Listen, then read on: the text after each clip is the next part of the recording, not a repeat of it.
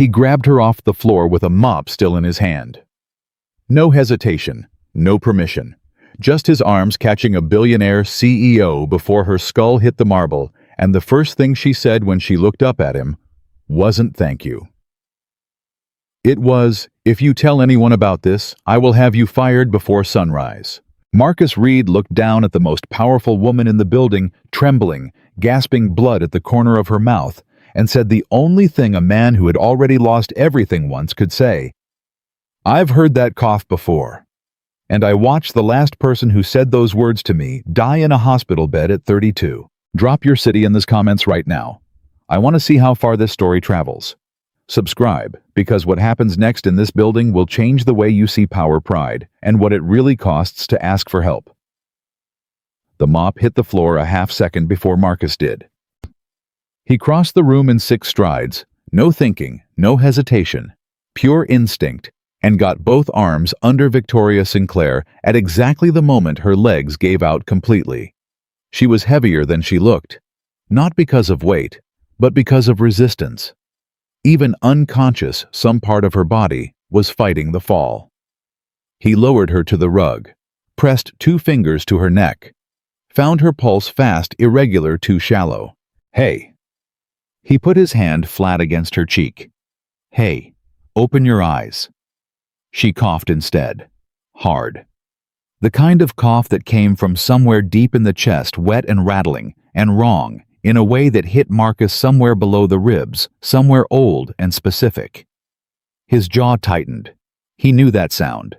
He had heard it in a different apartment, in a different room at 2 a.m. 3 years ago, and he had told himself then that it was just a cold, just exhaustion, just stress. And he had been wrong then. He was not going to be wrong again. Victoria. He said her name deliberately without the title, watched her eyes flutter. Look at me, right here. Her eyes opened.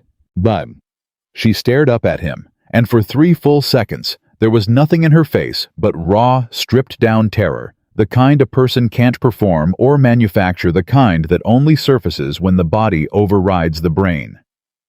Then, her eyes focused, found his face, and the terror began sealing itself over layer by layer, like a wound, closing in, fast forward.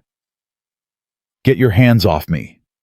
Her voice came out ruined barely above a whisper, scraped hollow, but the command in it was immediate. Not yet. I said, you were unconscious on your floor at 2 a.m. Marcus stayed exactly where he was. I'm not moving until I know you can breathe. She pushed herself up on one elbow, made it about 6 inches before another cough seized her, violent, doubling her forward, her whole upper body shaking with the force of it. He put his hand back on her shoulder. She swatted at it. Don't. The word came out between coughs. Don't. I don't need. Okay. He kept his hand there anyway, not gripping, just present. The cough ran its course. It took nearly a full minute. When it was over, she sat upright, spine straight, jaw-set silk robe pulled tight across her chest like armor. Her eyes were wet at the corners from the coughing, maybe. Or maybe not. Either way, she blinked it gone before he could be certain. I'm fine, she said. You're not. I slipped on the, there's blood on your lip, Ms. Sinclair. Her hand moved to her mouth before she could stop it. Came away with the faintest trace of dark red at the corner. She stared at it. Something moved across her face just for a half second. Something that wasn't calculation or control, and then it was gone. She looked at him like he'd done something unforgivable. You are, she said slowly, the overnight cleaning contractor for this floor. Marcus Reed, yes. You are not authorized to be in my personal living space. Your front door was open. You were on the floor. I made a judgment call. Your judgment call? She stopped herself, breathed, reset. He watched her do it, watched her pull that composure back on like a coat in the cold. If you tell anyone what you saw tonight, I will have your contract terminated before your shift ends. Do you understand me? He looked at her for a long moment. He thought about the right thing to say. He had several options. He could back off, apologize, retreat to the hallway, and pretend this was a normal Thursday. He could be professional, smart even. He had a daughter at home and a night job he couldn't afford to lose, and absolutely no business being in the middle of whatever this woman was doing to herself. Instead, he said, "I've heard that cough before, and I watched the last person who made that exact face when I asked her about it die in a hospital bed at 32. The room went completely still. Victoria Sinclair did not move. Marcus held her gaze. "You can fire me. That's your right. But I'm going to say this one time right now before I go, that cough is not from overwork. That's not stress. Something is wrong with your lungs, and you already know it, and you are not dealing with it." He stood, picked up his mop from the floor. "That's all."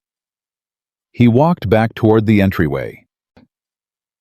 He had made it to the kitchen threshold when she spoke, and this time her voice was different. Not the CEO voice, not the armor. Something smaller. Something that sounded like it had been buried under 12 years of boardrooms and power suits. "And I'm fine, and I have everything under control." "She died?" Victoria asked. "The person you're talking about." Marcus stopped walking. "Yes." "Your wife?" He didn't answer that. "How long?" Victoria said very carefully. "From when you first heard it to when she was gone." He turned, looked back at her across the length of that enormous, perfect, expensive room. 11 months, he said. She was coughing in February. She was gone the following January. Silence. "She never told you." "She told me she was fine." He said it without bitterness. He had burned through the bitterness long ago. What was left was cleaner than that, a kind of hard-edged clarity that he carried with him now everywhere he went. Every single time I asked. Right up until the night she couldn't pretend anymore, and by then... He stopped. By then, we were past the point where options were something we got to discuss. Victoria looked at the window. The city blazed 43 floors below them, all glass and light and distance. The kind of view that made a person feel both powerful and terrifyingly alone depending on the night. "I have a board meeting in 6 hours, she said. "A $2 billion acquisition that I have been building toward for 3 years. There are 4,700 employees whose jobs depend on this deal closing. And you want me to..." She stopped, pressed her hand flat against her sternum. "What exactly is it you want me to do, Mr. Reed? I don't want you to do anything." He shifted the mop handle in his grip. "I just wasn't going to walk past the sound I walked past once before." He nodded once, a clean final thing. "Good night, Ms. Sinclair." He left. The service elevator took 40 seconds to arrive. Marcus stood in the hallway and listened to his own breathing, and did not let himself think too hard about what had just happened. He was a contract cleaner. He had a schedule. He had 9 more floors to cover before his shift ended at 5 a.m. He had a daughter sleeping 22 minutes away who would wake up at 6 and want pancakes on a Thursday, and he had a business management textbook open on his kitchen table that he hadn't gotten through because he'd been running 15 minutes behind since he clocked in. He had no business doing what he'd just done, but he also had the memory specific and merciless of standing in a hospital corridor while a doctor he'd never met before explained to him in careful, quiet language that his wife's condition had been progressing for at minimum a year before it was diagnosed. That the symptoms had been present. That if treatment had begun 6 months earlier, the outcomes could have been meaningfully different. Could have been. 2 words that a man carried forever once they got into him. The elevator arrived. He stepped in, pressed L for lobby. On the way down, he thought about what he'd seen in that penthouse over the past several weeks. Things he hadn't consciously cataloged at the time. Things that had registered somewhere in his peripheral awareness and now lined up with terrible precision. The medication bottles on the kitchen counter. 3 of them. He cleaned that counter every Thursday. For 6 weeks, Those bottles had sat in exactly the same position, the caps sealed tight, a faint layer of dust along the edges of the labels. Prednisone, albuterol, and a third one, with a name he couldn't pronounce but recognized from a different era of his life, from a bathroom cabinet in a small apartment where a woman he loved had hidden things she didn't want him to find. Bambus, the ashtray on the private terrace, always spotless, but the railing at hand height where a person would stand and lean marked. Worn in a particular way, he knew from growing up with a father who smoked in secret, always outside, always the railing, always thinking nobody was paying close enough attention. Bye, G. The light pattern. He'd worked this building long enough to read it. Victoria Sinclair's penthouse burned 3-4 nights a week, past 3 a.m. The trash told the rest protein bar wrappers, energy drink cans, 2/3 of them untouched. A person who was eating to function, not to live. And under the paper towels in the bathroom trash, always paper towels on top, laid there deliberately, carefully tissues. Dark at the center. Why, he hadn't said anything. He hadn't thought it was his place. Standing in this elevator now, he thought, when does it become your place? He thought he knew the answer. He thought he'd learned it the hard way. He thought he had already paid the price for staying quiet once, for believing that a person's privacy was more important than their life, for telling himself it wasn't his business, while someone he loved ran out of time. The lobby doors opened. Marcus stepped out into the marble-floored entrance of Harrington Tower, nodded to the overnight security guard, who was half asleep behind his desk, and pushed his cart toward the east stairwell. He had 9 floors left. He went back to work. He got home at 5:40 a.m. The apartment was quiet. The good kind of quiet, the kind that meant Amara was still sleeping, and he had maybe 20 minutes before her alarm went off, and the morning began in full. He locked the door behind him, hung his jacket on the hook, and stood in the kitchen for a moment, just letting the stillness settle over him. Then he saw the drawing on the refrigerator. Amara had taped it up sometime yesterday, while he was sleeping between shifts, a crayon drawing in the specific chaotic style of a 6-year-old who had opinions about color. 2 figures, one tall, one small. The tall one had a mop. The small one had what Marcus could only assume was meant to be a soccer ball, though it looked more like an angry sun. Daddy and Me was written across the top in her careful wobbly letters. She'd spelled Daddy right and Me right, and put a heart at the end that was slightly lopsided and completely perfect. He stood there and looked at it for a while. Then he filled the kettle, set it on the burner, sat down at the kitchen table, and opened his business management textbook to Chapter 11, Crisis Leadership and Organizational Integrity, and tried to read. He made it through one paragraph before he closed it. He sat back, crossed his arms, looked at the ceiling. He thought about what Victoria Sinclair had said. There are 4,700 employees whose jobs depend on this deal closing. He thought about the way she'd said it, not as an excuse exactly, more like a load-bearing wall. Like she'd built her entire identity on the foundation of being necessary to that many people, and somewhere along the way, being necessary had replaced being alive as the thing she was optimizing for. He recognized that, not from boardrooms, not from billion-dollar acquisitions. From a different room, a different woman, a different version of the same story. I can't slow down right now, Marcus. People are counting on me. I'll deal with it when things settle. Things had not settled.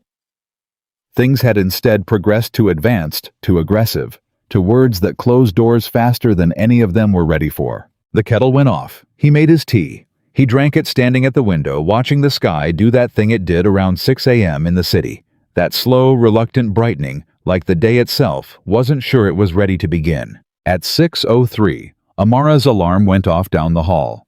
He heard her hit it twice. She always hit it twice. And then the sound of small feet on hardwood. And then his bedroom door opened, and she appeared in the frame with her hair completely vertical on one side, and Gerald the elephant tucked under her arm. Daddy. Right here. She crossed the apartment and pushed her face into his side. He put his arm around her.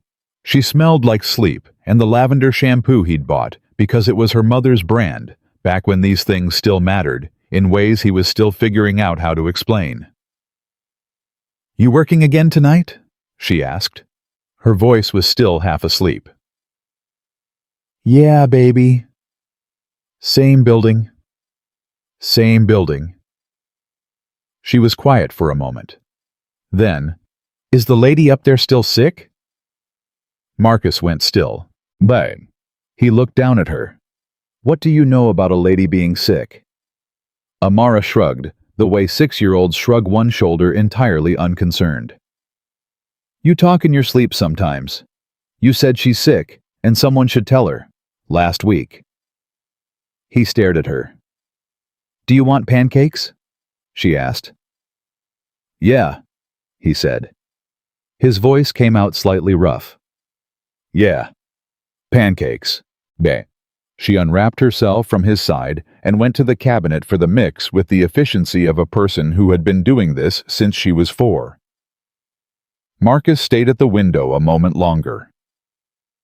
Someone should tell her. He hadn't known he'd said it out loud. But apparently, some part of him, the part that ran below words, below decisions, below the careful professional distance he maintained in that building, every single night had already made up its mind. The following Thursday, he arrived on the 43rd floor at 2:11 a.m. He expected silence. He expected to do his work and leave the same way he'd done it for 2 years. What he did not expect was to find Victoria Sinclair sitting on the kitchen floor. Not collapsed, not unconscious, just sitting, back against the cabinet, knees up, a glass of water in both hands, staring at the middle distance with the look of a person who had been sitting there long enough that she'd stopped being embarrassed about it. She looked up when he came in. Didn't flinch. "I owe you an apology," she said. No preamble, no build-up. Marcus set down his cart, looked at her. "You don't."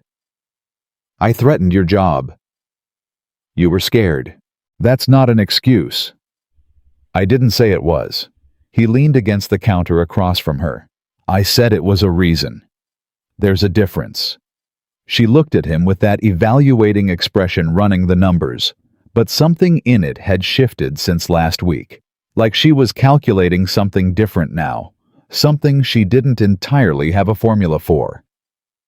"Your daughter," she said. "How old?" He blinked. 6. "What's her name?" "Amara." "That's..." Something softened at the edges of her voice. "That's a beautiful name." She named herself. Wouldn't answer to anything else starting around age 3. He paused. "The name on the birth certificate is Grace." Victoria laughed. It surprised both of them, came out short and genuine and young, like something that had been waiting a long time for an exit. "She sounds like someone I would have liked at that age." "She would have run your company by now." Another laugh, smaller, but real. The silence that followed was different from the silences before. Not tense, not strategic. Just two people in a kitchen at 2 in the morning, tired in different ways, carrying different weight, taking a breath. "I made an appointment," Victoria said. Marcus looked at her. "Pulmonologist, next week." She looked at her water glass. "I haven't been to a doctor in..." She stopped. "A long time." "Good. I haven't told anyone. My assistant thinks it's a dentist appointment." "That's okay. It's a start." She looked up at him, then directly, none of the calculation, none of the armor. Just a woman sitting on a kitchen floor who was doing something that did not come naturally to her and knew it. "I don't know what the news is going to be," she said. "And She stopped. Her jaw worked. "I'm scared. I'm genuinely scared. Which I realize is..." "Human," Marcus said. She closed her mouth. "That's what that is," he said simply. "That's just human." She nodded, looked back at the glass. He picked up his cart and started on the kitchen, steady, methodical, giving her the space of normal movement around her. They didn't talk much after that. They didn't need to. But when he was leaving, she said his name at the door, Mr. Reed, and he turned, and she said, "Why are you doing this? You don't know me. You have no reason to." "I have every reason," he said. She waited. "Because someone should have done it for her," he said. "And they didn't. And I have to live with that." He held the door. "This is what I can do about it." He walked out. The elevator came. He rode it down through 43 floors of silence and steel and city light, and he thought about his wife, and he thought about Amara, and he thought about the appointment that a woman he barely knew had made, because he had refused on a Thursday night with a mop in his hand to walk past a sound he recognized. Someone should tell her. He had. And somewhere in that building, for the first time in longer than she could remember, Victoria Sinclair was not pretending to be fine. She was sitting on her kitchen floor holding a glass of water, telling the truth, at least to herself. And that Marcus Reed knew from hard experience was always where healing began. The appointment was on a Tuesday, and Marcus knew, because Victoria had told him the Thursday before, sitting on her kitchen floor with both hands around a water glass, her voice flat and careful, in the way voices get when a person is holding something fragile. He hadn't asked for an update. He hadn't expected one. He'd gone back to his schedule, his floors, his daughter, his textbook, and told himself that whatever happened next in that penthouse was none of his business. He almost believed it. Tuesday night, he was on the 31st floor, running the floor buffer in long, even strokes, earbuds and gospel music low, when his phone buzzed in his pocket. Unknown number. He almost let it go. He pulled it out instead, and saw a text from a number he didn't recognize. It said, "The appointment went well. Thank you for making me go." He stood there in the middle of the 31st floor with the buffer running idle beside him and read that message 3 times. Then he typed back, "Good. Take the medication." 3 dots appeared, then disappeared, then appeared again, then working on it. He put the phone back in his pocket and finished the floor. But he was smiling when he did it, just slightly, just enough. That was the beginning of what Marcus would later think of as the strange middle season of his life, the weeks that didn't look like much from the outside, but were quietly rearranging everything underneath. He still clocked in at midnight, still pushed the cart, still came home at dawn to Amara's drawings on the refrigerator, and the knocking radiator, and the business textbook open on the kitchen table. The structure of his life didn't change. But something inside that structure shifted, the way a house settles, barely perceptible, significant in ways you only understand later. Victoria started taking the medication on a Wednesday.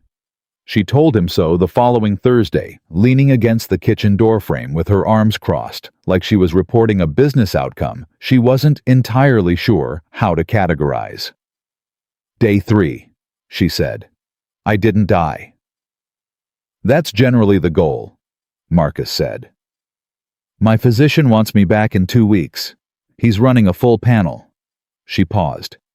"He asked why I waited this long to come in." "What did you say?" "I told him I'd been busy." Marcus looked at her.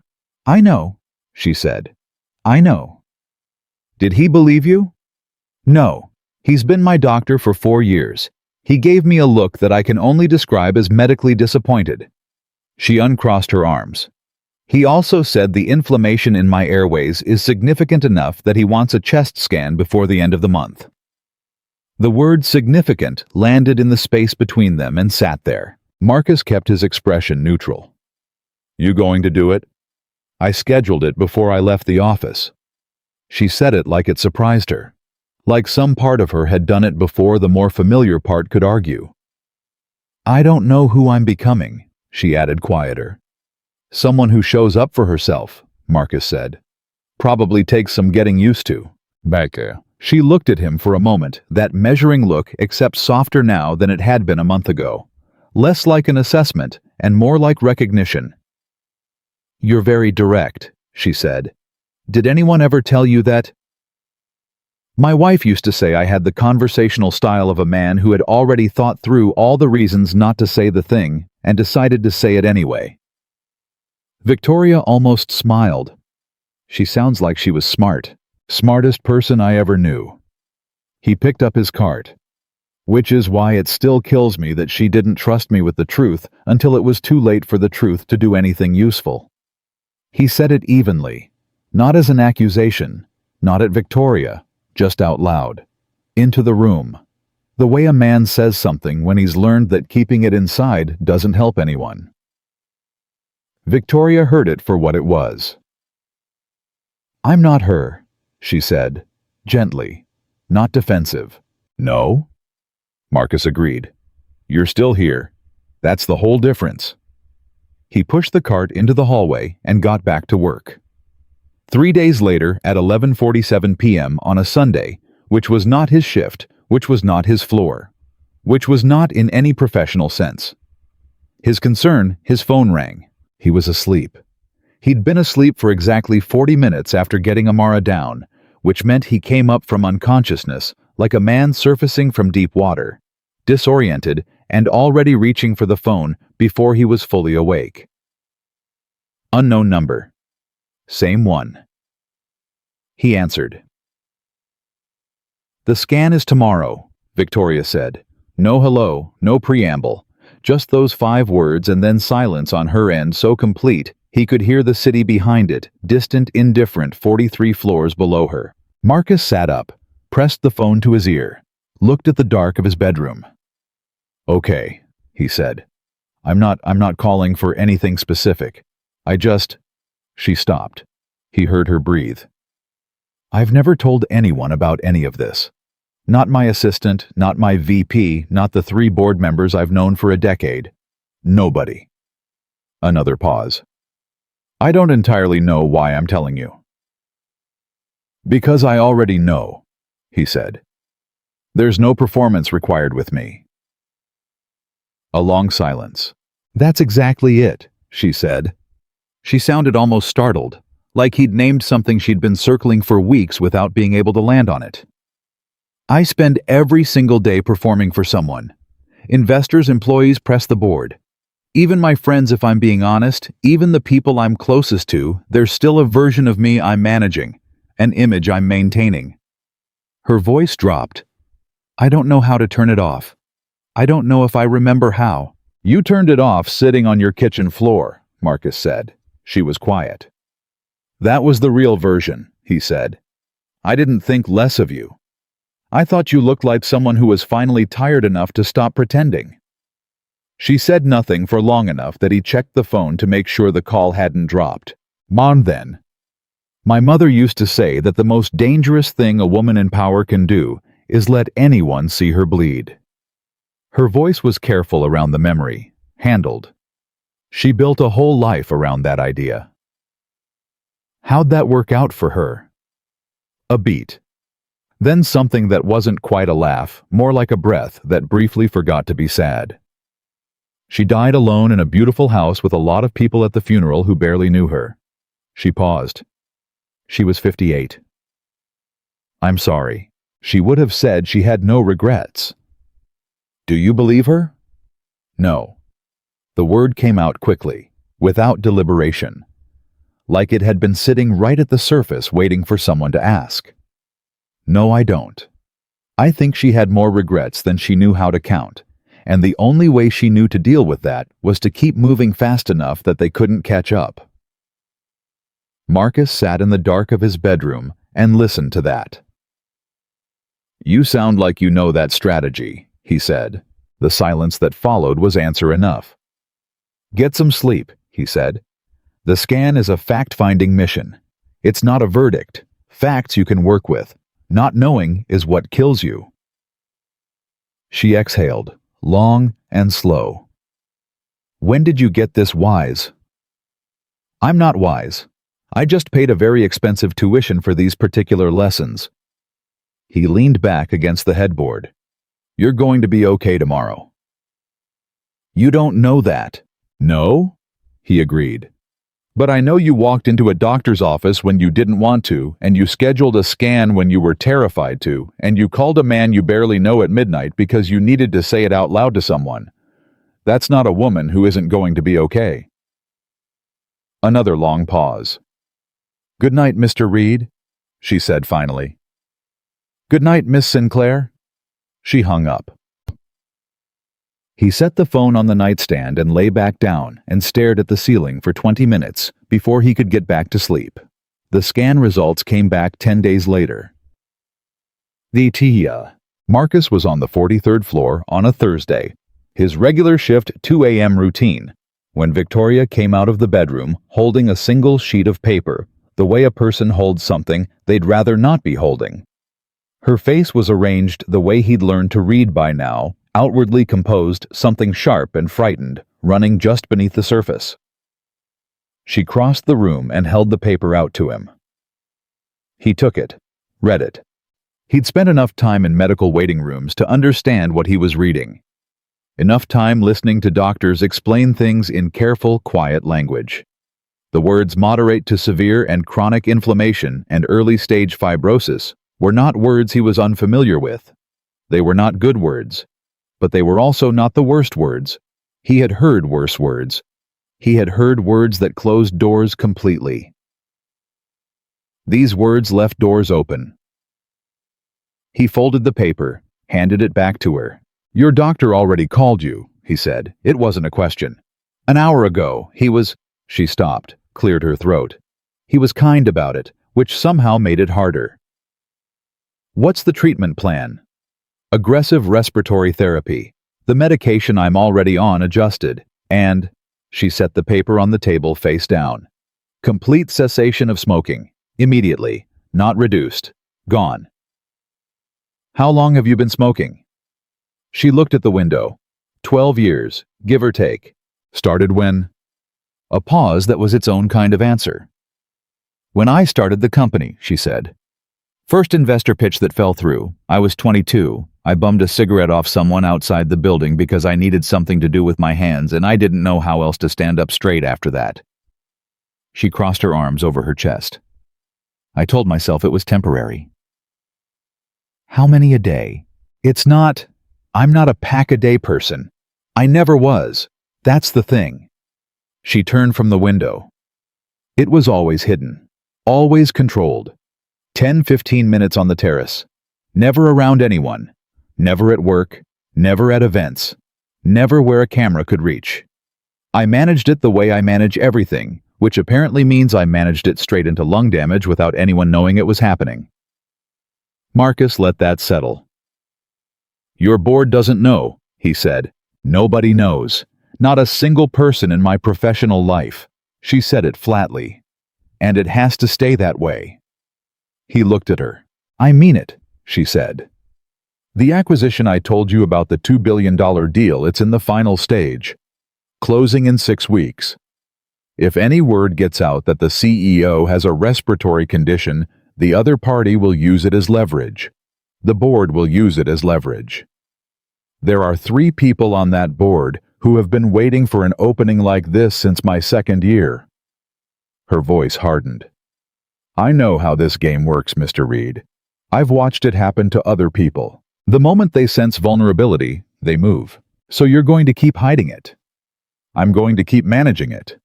While it gets worse. While I treat it." She held his gaze. "I am taking the medication. I am doing the therapy. I am stopping smoking today was the last one. I made that decision this morning. I am doing everything the doctor said to do. But I am not—" Her voice was steel now completely. "I am not handing those men the weapon they've been looking for." Marcus was quiet for a moment. He thought about what she'd said. He thought about it honestly, the way he tried to think about difficult things, not from the position of what he wanted to be true, but from what was actually in front of him. "How long have you known about these board members?" he asked. She paused, recalibrated slightly. "Which ones?" "The ones waiting for an opening." "A while?" She sat down on the couch. 2 of them were on the original board when my company was valued at $40 million. They voted against my expansion plan 3 separate times. I overrode them twice by going directly to investors and building a coalition they couldn't block. She paused. They've been polite ever since. Very polite. The politest kind of enemy, Marcus said. She looked at him sharply, like the phrase landed somewhere precise. Yes, she said. Exactly that. Do you have anyone you trust inside that board? My CFO, Diane, She stopped. Started again. Diane is the only person in that building who tells me the truth when the truth is inconvenient. Everyone else tells me what I want to hear or what they need me to believe or what protects their position. She paused. You're the second person. He didn't respond to that directly. He filed it away and kept going. Does Diane know about your health? No. Maybe she should. Absolutely not. Immediate. Firm. I trust Diane professionally. I'm not putting this on her. You're putting it on yourself. Alone. I'm used to carrying things alone. I know you are. He sat down across from her, not something he'd done before, not something that fit his professional role in this space, but the situation had long since outgrown professional roles. That's what concerns me. She looked at him for a long moment. The room was quiet. Outside the windows, the city did what the city always did, indifferent, continuous, unaware of the specific weight being carried 43 floors up. You have a daughter, she said. Amara, yes. What do you tell her when something is wrong? And he thought about it. The truth, always the truth, just calibrated to what she can carry at 6. He paused. She asked me last week why some nights I look tired even after I slept. I told her that sometimes grown-ups carry things in their sleep too. She thought about it and said, then you should put them down before bed, Daddy. He let that sit for a second. 6 years old. Something moved across Victoria's face. Unmistakably. Not the calculation, not the armor, not the performance. Something that looked very much like the expression a person makes when a wound they forgot was there gets touched unexpectedly. She sounds like her father, Victoria said. She sounds like her mother, Marcus said. Her mother always told the truth, just not always to me. He picked up his cart. Take care of yourself, Ms. Sinclair. Not for the acquisition, not for the board, not for 4,700 employees. He paused at the hallway entrance. Do it because your life is worth more than your company. He went back to work. She sat on the couch. And at some point, he wasn't sure exactly when, because he was in the hallway, running the buffer.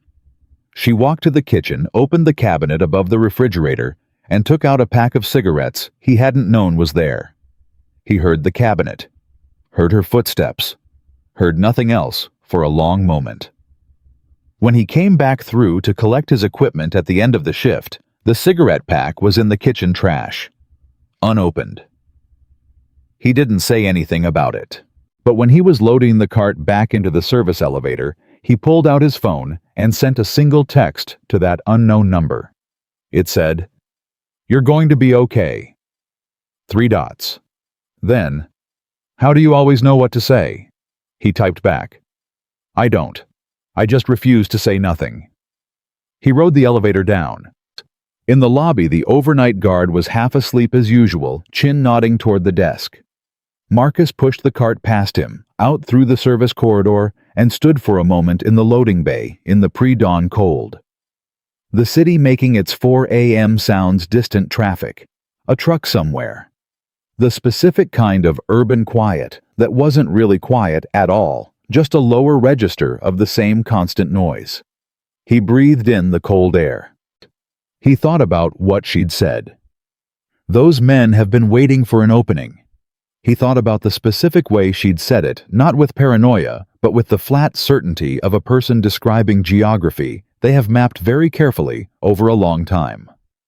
He thought about board members who stayed polite, who waited, who collected information, who watched for cracks in the structure and said nothing, and smiled at the quarterly meetings, and voted in favor of everything in public, and made different plans in private. He'd grown up in a neighborhood where he'd learned young to identify exactly that kind of patience in people. the patience of men who wanted what you had and were willing to wait for the moment you looked away. He'd learned to take that kind of patience seriously. He went home. Sigh. Amara was still asleep. He checked on her. The door opened just wide enough, Gerald the elephant still under her arm, and went to the kitchen and sat down at the textbook. Chapter 13. Now, Internal Governance and the Ethics of Leadership. He'd been working through it slowly, one night at a time, fitting 30 minutes here and 40 minutes there between shifts and pickups and everything else that constituted his life. He read the chapter. Wow! He read it the way he read things lately, not just for the test, not just for the management certificate he was working toward, but because the material had started feeling relevant in ways that reached past the classroom. The chapter talked about fiduciary responsibility and conflicts of interest, and the specific ways that governance structures could be weaponized against the very leaders they were designed to support. It talked about how boards that prioritized control over competence had destroyed more successful companies than any market downturn in history. He closed the book at 6:45 a.m. when Amara's alarm went off. She came out of her room with her hair sideways and Gerald under her arm and walked directly into him, pressed her face against his chest, said nothing, just stood there. He put his arms around her. "Good morning, baby." "Is it morning?" she said, muffled against his shirt. "Technically." She made a sound of profound disagreement. "Pancakes," he offered.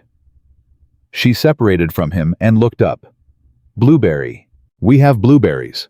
She nodded with the solemnity of a person making a serious executive decision and went to the cabinet. He watched her drag the step stool over and reach for the pancake mix with the efficient confidence of a 6-year-old who had been doing this long enough to have a system. She was wearing socks with small cats on them. Her hair was a catastrophe.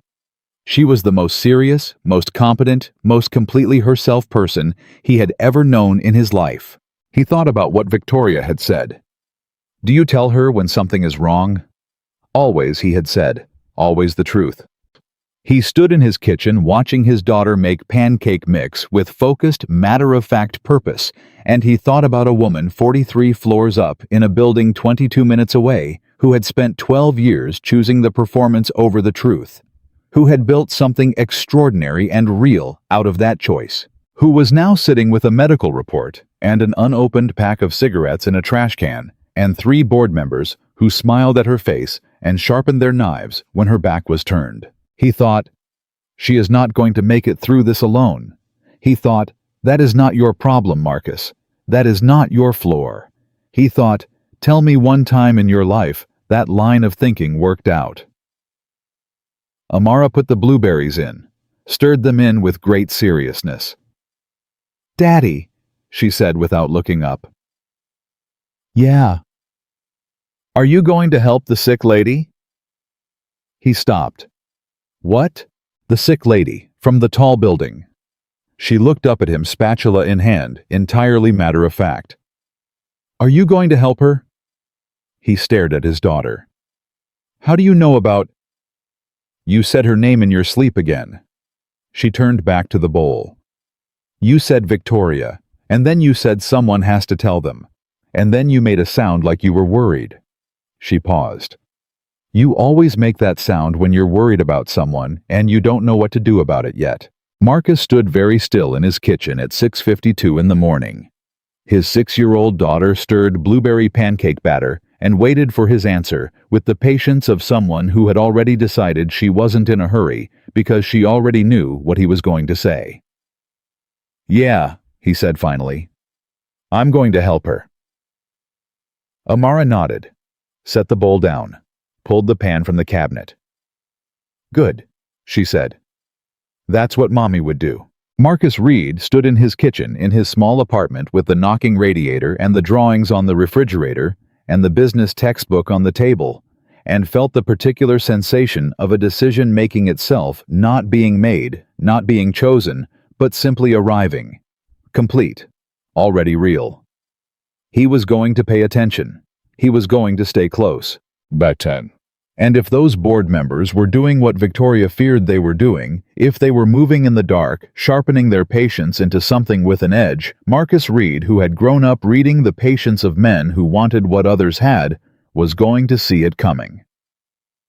He didn't know yet what he would do about it. But he was going to see it. He poured the first pancake. Outside, the city moved into mourning, vast, indifferent, unaware of the small kitchen and the child with cat socks and the man who had just made the kind of quiet, unremarkable total commitment that changes everything. Amara looked up at the pan with absolute focus. "More blueberries next time," she said. "More blueberries," he agreed. The call came at 9:14 on a Wednesday morning. Marcus was asleep. He'd been asleep for exactly 3 hours after his shift, which meant he came up fast, an ugly heart already going before his eyes opened. He grabbed the phone off the nightstand, without checking the screen. Something happened. Victoria's voice was tight, controlled in the specific way that meant the control was costing her something. "I need you to call me back when you're awake." "I'm awake." He sat up, pressed the phone harder against his ear. "Talk to me." There's a pause. He heard her breathing, even deliberate, the breathing of someone managing herself down from a ledge. "Last night, after the board's pre-acquisition review, I went back to my office to get something I'd forgotten. My executive assistant had already gone home. The building was mostly empty." Another pause. "The door to the conference room wasn't fully closed, and 2 of my board members were still inside." Marcus waited. "They didn't hear me come back in," she said, "and I heard enough." He was fully awake now, completely. "What did you hear?" "Richard Holt and Gerald Mercer." She said the names the way people say the names of things they've known were dangerous for a long time. They were talking about the acquisition, about me. Her voice didn't waver, but he heard what was underneath it. Not fear exactly. Something harder and colder than fear. Fury. The specific fury of someone who has just had a suspicion they hoped was wrong confirmed as fact. Richard said, and I am quoting this exactly because I stood in that hallway for 4 minutes and I have a very good memory, he said, "She won't make it through the close. I've seen the signs for months. When she goes down, we invoke the succession clause and take the deal to completion ourselves. The acquirer doesn't need to know there was a transition." Marcus sat completely still. Gerald said, "What if she doesn't go down in time?" Victoria continued. Her voice was absolutely flat now. The flatness of a person reading from somewhere inside themselves where emotion had been temporarily suspended in favor of pure function. And Richard said, "Then we help her along. We've been building the file for 8 months. If we need to use it before the close, we use it." The room was silent. "Marcus?" She said his name and something in it cracked open just slightly. Just for a second, the smallest fracture in the surface before it sealed again. "They've been building a file on me. For 8 months. That means since before I collapsed in front of you. Since before I saw the doctor. Since before any of this." Her voice went quieter. "They already knew something was wrong. And instead of saying a word to me, they documented it. They were waiting." He exhaled slowly, thought about what she'd said to him weeks ago, the politest kind of enemy. He thought about his own words back to her. He thought about the chapter in his management textbook about governance structures being weaponized. He thought about men who waited with the patience of people who had decided the outcome and were simply watching for the moment to collect it. "Where are you right now?" he asked. "My office, door locked." "Have you told Diane?" "Why?" A pause. "Not yet." "Victoria." He hadn't used her first name before without the title. It came out differently that way, direct, unguarded, the way you'd speak to someone you were genuinely worried about. "You need to tell Diane today, before this goes any further. If I tell Diane..." If you don't tell Diane, you walk into that boardroom in 6 weeks with 2 people who have been building a case against you for 8 months, a medical file they can deploy whenever they choose, and nobody standing next to you who knows what's actually happening. He kept his voice even. That's not managing the situation. That's walking into a room where the furniture has already been moved to trip you. Silence. You don't understand how this works, she said. But she said it without conviction, like she was handing him the objection to see what he'd do with it. I understand that no one wins a fight they're fighting alone when the other side has been organized for 8 months. He got up, moved to the window, looked out at the morning. You told me I was the second person in your professional life who tells you the truth when it's inconvenient. The first was Diane. You need Diane in this. Another long silence. Then, okay. Just that. One word. Okay, he said back. I'll call her this morning. Good. And Marcus. Her voice shifted again away from the operational register toward something more exposed. I'm sorry for calling you at... She stopped. I don't know why you're the person I call. I genuinely don't know how that happened. I was there, he said simply. Sometimes that's enough. She hung up. He stood at the window for a while, the morning light coming in gray and thin, and thought about Richard Holt and Gerald Mercer in a conference room at 9 p.m., building timelines around a woman's collapse. He thought about the phrase, help her along. He thought about what that meant, the specific anatomy of it, the ways powerful men in expensive suits helped things along when they wanted an outcome they couldn't manufacture cleanly. He got dressed, made coffee, sat down at the table. Guessy. He had a shift that night starting at midnight. He had 11 chapters left in the management textbook before his certification exam in 3 weeks. He had a parent-teacher conference for Amara on Friday, and a car that needed an oil change, and approximately 47 things that constituted his actual life. He opened the textbook to chapter 14. The chapter was titled, Hostile Governance Recognizing and Responding to Internal Power Seizures. He read every word, 3 floors below the penthouse at 11:23 that same morning. Diane Cho, CFO of Sinclair Group for 7 years, the woman Victoria had once described as the only person in the building who told her uncomfortable truths, sat across from her CEO in a locked office and did not speak for a full 30 seconds after Victoria finished talking. Victoria had told her everything, not a curated version, not a managed disclosure. Everything. The coughing, the collapse, the diagnosis, the medication, the cigarettes, the scan results, the conference room, the 8 months, the file. Richard Holt's exact words delivered in the flat, precise voice of someone who had repeated them enough times in their own head that they came out clean. Diane sat with all of it for 30 seconds. Then she said, "How long have you been carrying this alone?" Victoria opened her mouth, closed it. "That's not a rhetorical question," Diane said. Her voice was not unkind. It was not soft either. It was the voice of a woman who had built a career on looking at numbers that told uncomfortable stories and saying so clearly. You've been sick. You've been hiding it. You've been treating it alone. And now you've discovered that 2 members of your board have been mapping your deterioration and waiting for optimal extraction timing. She paused. How long have you been doing this by yourself? Months, Victoria said. How many months? Since February. Diane closed her eyes briefly, opened them. It's October, Victoria. I know. 8 months. I know. The same 8 months they've been building their file.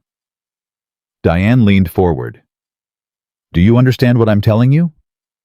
They knew before you were ready to know, or they suspected, and they made a strategic decision to document rather than intervene. Her voice dropped. That's not a governance dispute. That's a predatory action against the CEO of a company they have a fiduciary obligation to serve. She sat back. We can fight this, but not if you keep operating like you're alone in it. Something moved across Victoria's face. The same fractional shift Marcus had learned to recognize the specific look of a person hearing a thing they had needed to hear for a long time and feeling the weight of all the time they'd spent not hearing it. There's someone, Victoria said, who helped me get here, to this conversation. Diane raised an eyebrow. The overnight cleaning contractor for the 43rd floor. Victoria said it straight. No apology, no framing. His name is Marcus Reed. He found me on the floor in February. He's the one who made me see the doctor. He's the reason I'm having this conversation with you right now instead of managing everything alone until it killed me. Diane stared at her. He also, Victoria continued, has a business management background that is significantly more applied than his current job description suggests. And he has better instincts about people than anyone I've paid $250,000 a year to for the last decade. Diane was quiet for a moment. A cleaning contractor. Yes. Who talked a billionaire CEO into going to the doctor and telling her CFO about a boardroom coup? In essence. Diane looked at the ceiling briefly, then back at Victoria. I want to meet him.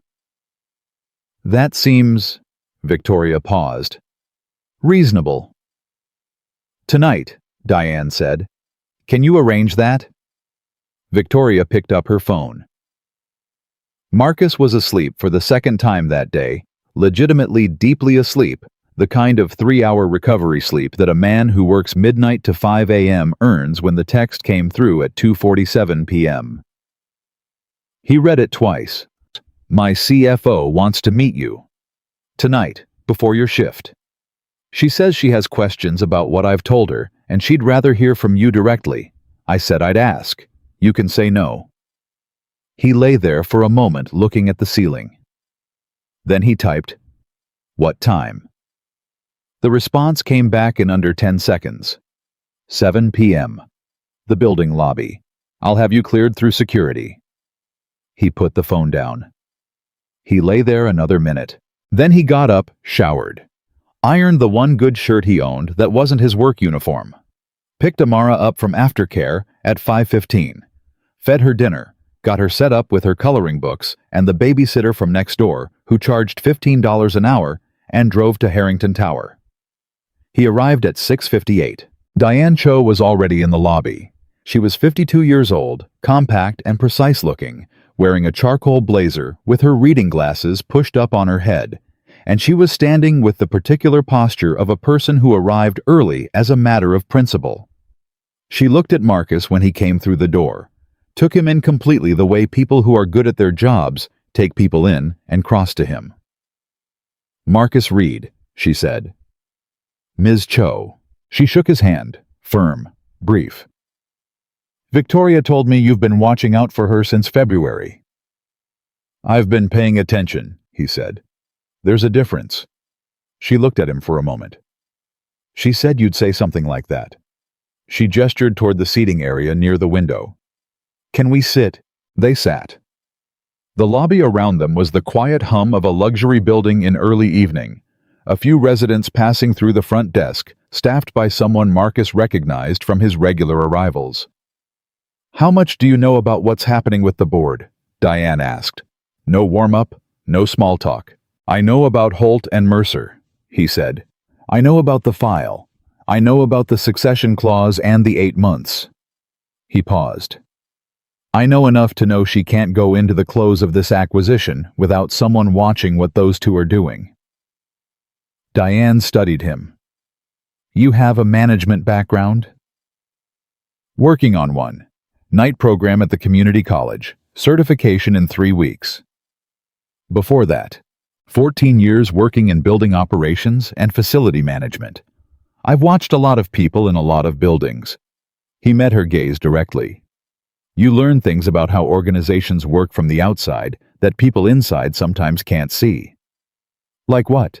Like the fact that the people who smile the most in public meetings are frequently the people doing the most deliberate damage in private ones. He paused. And like the fact that a leader who isolates herself because she doesn't trust anyone creates exactly the kind of vacuum that men like Holt and Mercer know how to fill. Diane didn't respond immediately. She looked at him the way she'd looked at him when he walked in, completely carefully, but now there was something additional in it. Something that looked like recalibration. She trusts you, Diane said. I know. Do you understand how unusual that is for her? I think so. She hasn't trusted anyone with something this personal in 12 years. Diane leaned forward slightly. Not since the company was small enough that trust was still a thing she could afford. She paused. What did you do that made her do it? Marcus thought about that. About a kitchen floor. About a phone call at midnight. About a pack of cigarettes in a trash can. About the specific weight of refusing to say nothing when saying nothing was the easier thing. I didn't look at her like a problem to manage, he said. And I didn't look at her like a risk to avoid. He paused. I just looked at her like a person. Diane sat back, was quiet for a long moment. Here's what I need from you, she said. And I want you to understand I'm asking this because Victoria is one of the most capable people I have ever worked with, and I am not going to watch two opportunists with good suits dismantle what she built while she was too sick and too proud to ask for help. Her voice was even, precise, each word placed deliberately. I need to know if you've seen anything from your access to that building that I should know about. Anything at all. Patterns, behavior, people coming and going at hours that don't fit the story they tell in board meetings. Marcus was still. He thought about what he knew, about what he'd seen, about the things that a man who cleaned the 43rd floor every Thursday night and moved through this building quietly for 2 years had collected without ever meaning to. I've seen some things, he said. Tell me. He told her. It took 40 minutes. When he was done, Diane sat very still for a moment. Then she reached into her bag, took out a small notebook, actual paper, actual pen. The kind of CFO who didn't trust certain things to devices, and said, Start over. I need dates. He started over. With dates. At the same time, 11 floors up in her office, Victoria Sinclair sat at her desk with the medical report face down in front of her and a legal pad covered in her own handwriting. She'd been writing for an hour. Not a business document, not a strategy memo. Something else, something she hadn't done since she was a teenager in her mother's house, writing in the only place that was entirely her own. She was writing the truth, not for the board, not for investors, not for the acquisition file or the quarterly report or the press statement she'd never allowed her PR team to issue about anything real. Just the truth. For herself, on paper. Where it couldn't be managed or curated or walked back. She wrote about being 22 outside a failed investor meeting with a borrowed cigarette. She wrote about the first time she made $1 million and felt nothing except the need to make two. She wrote about sitting in doctors' waiting rooms and walking out without making appointments for 3 years in a row. She wrote about her mother's house and the beautiful funeral and the people who barely knew her and the regrets that traveled too fast to catch. She wrote about a man with a mop catching her before she hit the floor. She wrote, He looked at me like I was a person. I don't know when I stopped being one to the people around me. I think it was gradual. I think I helped it along. She stopped writing, looked at that sentence, and picked up the pen again and wrote, I'm not going to let them take this. Not Holt, not Mercer, not the acquisition, not the company, not the 12 years. But I'm also not going to keep winning at this cost. There has to be another way to win. She put the pen down. Her phone buzzed. A text from Diane. Still with your friend. He is not what I expected. Call me when you can. She almost smiled. Then her phone buzzed again.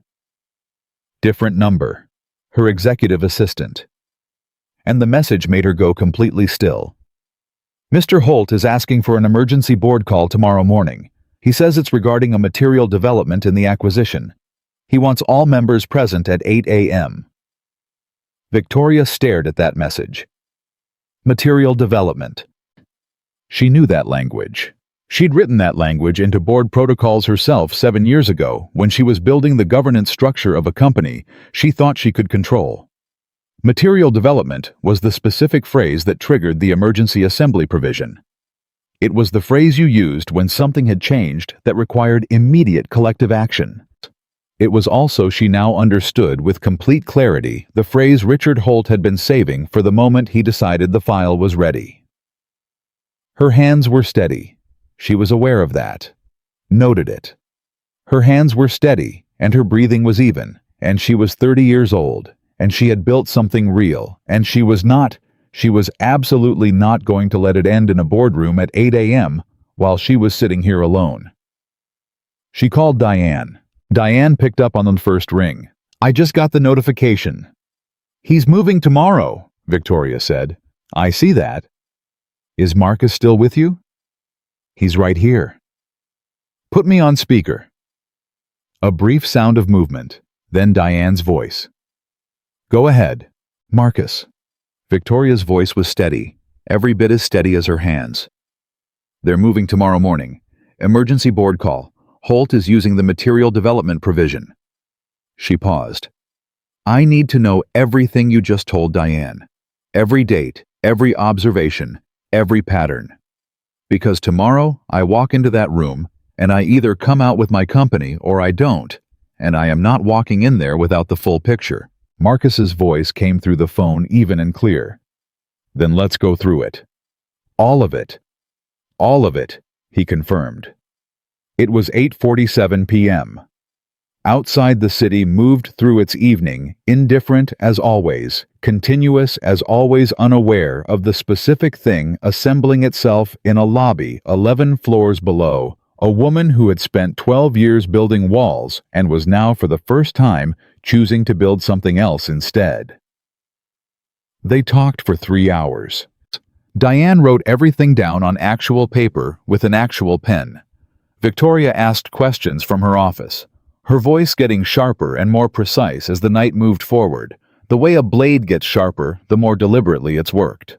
Marcus answered everything directly, without editorializing, without performance, just the facts of what he'd seen, organized by date and detail and the particular clarity of a man who had spent 2 years moving quietly through a building where powerful people forgot to watch who was watching them. At 11:30, Marcus said, "I need to clock in at midnight." "Go," Victoria said immediately. "You've already given me more than—" She stopped, started again. "Thank you, both of you." A pause. "I'll see you at 2, Mr. Reed, after the board call." "I'll be there," he said. He left the lobby, took the elevator to the service entrance, clocked in at 11:58. He pushed his cart into the elevator and pressed the button for the 4th floor, his starting point on nights when the building ran the full rotation, and stood in the small metal box as it climbed and let out one long, slow breath. "Butter." He thought about what Diane had said near the end of the conversation when Victoria had stepped away briefly to take another call. She'd looked at Marcus across the lobby table with her notebook in her lap and said quietly, "She's stronger than she knows. She always has been. The problem is she's been using that strength to hide instead of to fight." She'd paused. "You changed that." "She changed it," Marcus had said. "I just refused to look away." Diane had written something in her notebook. He hadn't asked what. The elevator opened on the 4th floor. Marcus Reed stepped out with his cart, adjusted his earbuds, turned the gospel music low, and began. He had 8 hours until 8 a.m., until the room where everything either held or broke open. He worked. He always worked. It was the one thing that had never left him, not through grief, not through exhaustion, not through the long years of raising a daughter alone, and studying by night and watching himself fall further from the life he'd imagined, and closer to the life that was actually his. The work stayed. The movement of the cart, the rhythm of the floors, the gospel music low in his ears, like a hand on the shoulder from somewhere beyond the reach of whatever this night was going to cost. He moved through the building floor by floor. And 11 floors above his cart's starting point, Diane Cho was on her computer sending encrypted documents to an attorney she trusted absolutely. And 43 floors above the lobby, Victoria Sinclair was standing at her window, looking out at the city she had conquered and nearly destroyed herself. Conquering holding a legal pad covered in her own handwriting, and the first true account of her own life she had written since she was a girl. And across town, in a 2-bedroom apartment on the 4th floor of a building that smelled like someone else's. Cooking, a 6-year-old named Amara was asleep with her arm around Gerald the elephant, dreaming whatever children dream when the people who love them are out doing the hard, unglamorous, necessary work of keeping the world from breaking apart. The night held. For now. Part 4. Choosing courage over perfection. The board call started at 8:03 a.m. Marcus knew because Victoria texted him at 8:01, 2 words, no punctuation. They're starting. He was on the 37th floor, running the buffer earbuds out phone in his breast pocket, where he'd feel it vibrate. He'd been on the 37th floor since 7:40 deliberately. Close enough to the service elevator that he could move fast if he needed to. He didn't know what fast would look like. He didn't know what he could actually do from 37 floors below a boardroom where a woman's life was being decided by men in expensive suits who had spent 8 months sharpening a file they were now about to open. He kept the buffer moving. Steady strokes. Even pressure. His phone vibrated at 8:09. He pulled it out. Victoria Holt opened with the health file. He has documentation going back to March. Physician visit records. Pharmacy records. Someone inside my medical team leaked. Marcus stopped the buffer. He stood completely still on the 37th floor and read that message twice. Then he typed, "Is Diane in the room?" Yes, she hasn't spoken yet. Let her work. Don't react to the file. Make them show everything before you respond.